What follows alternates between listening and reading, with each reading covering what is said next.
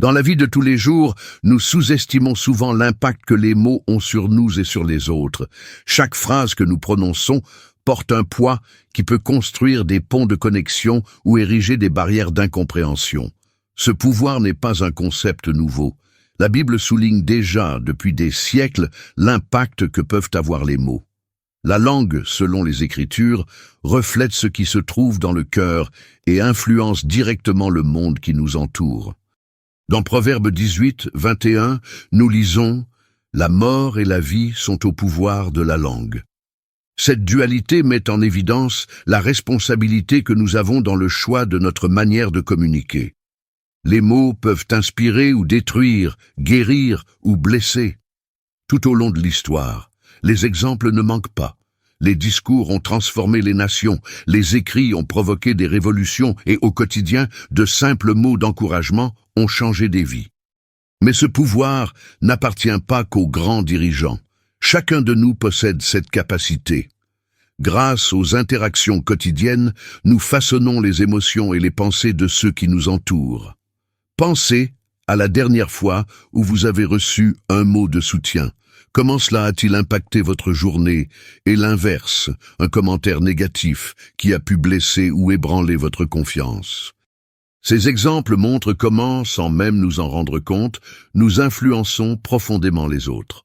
Compte tenu de ce pouvoir, il devient essentiel de réfléchir. Comment pouvons-nous transformer nos paroles en outils de sagesse et de bénédiction? La Bible nous guide pour que notre discours reflète l'amour divin. C'est l'invitation. Explorer ensemble comment la parole consciente peut éclairer des vies et refléter la bonté de Dieu. Les mots façonnent qui nous sommes dès les premières années de la vie. En tant qu'enfants, les messages que nous entendons de manière répétée, qu'ils soient positifs ou négatifs, contribuent à forger notre identité. Imaginez un enfant qui entend constamment des compliments comme « Vous êtes intelligent et capable ». Elle grandira probablement avec confiance, croyant en son potentiel. D'un autre côté, un enfant exposé à des critiques et à des propos démotivants peut développer de profondes insécurités et perpétuer ce doute sur lui-même jusqu'à l'âge adulte. En plus de construire des identités, les mots ont un impact émotionnel immédiat. Un simple geste, comme dire quelque chose de gentil, peut améliorer la journée de quelqu'un. Un commentaire dur peut blesser profondément et laisser des traces difficiles à effacer. Ce pouvoir nous invite à réfléchir sur la manière dont nous utilisons nos mots dans nos interactions quotidiennes. La Bible regorge d'exemples de l'effet curatif des mots. Jésus, dans sa prédication, a utilisé des expressions d'amour et de compassion pour réconforter les affligés. Ces paroles ont non seulement touché les cœurs, mais ont également transformé des vies, montrant la voie vers la paix intérieure et la foi. Le même principe s'applique à notre communication interne. Les mots que nous nous disons ont un impact significatif sur notre santé mentale. Des expressions telles que « je peux le faire » ou « je peux surmonter cela » ne sont pas de simples déclarations vides de sens, mais de puissants outils de transformation. Pratiquer un discours intérieur positif vous aide à relever les défis avec détermination et espoir. Chaque mot que nous disons, que ce soit aux autres ou à nous-mêmes, est une opportunité de construire. C'est une chance de guérir, d'inspirer et de se renforcer. Reconnaître cette responsabilité est la première étape pour transformer le monde qui nous entoure et refléter l'amour divin dans nos actions. Tout comme les mots ont le pouvoir de construire, ils peuvent aussi détruire. Les critiques sévères, les insultes et les commentaires malveillants laissent des cicatrices émotionnelles durables, ayant un impact sur notre estime de soi et notre bien-être. La Bible nous met en garde à ce sujet dans Proverbe 12, 18. Il y a des paroles qui blessent comme une épée, mais la langue des sages guérit. L'impact des propos négatifs peut être dévastateur. En milieu scolaire, par exemple, les enfants confrontés à des brimades verbales portent souvent les marques de ces attaques tout au long de leur vie, ce qui entraîne une faible estime de soi et même des troubles tels que l'anxiété et la dépression.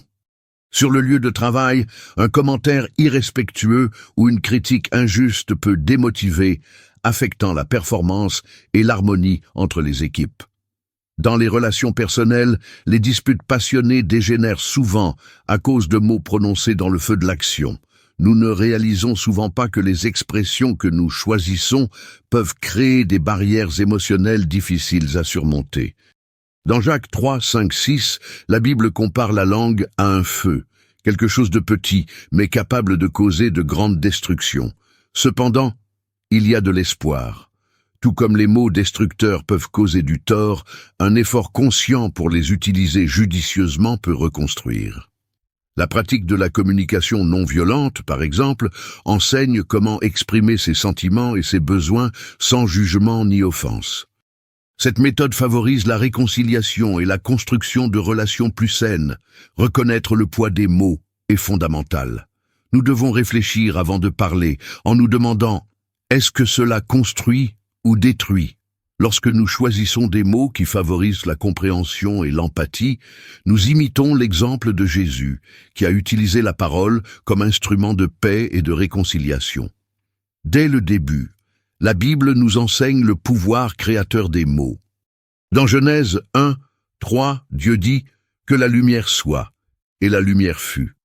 Cet acte met en évidence à quel point les mots peuvent façonner la réalité. Ce ne sont pas seulement des sons ou des lettres, mais des expressions vivantes de pouvoir.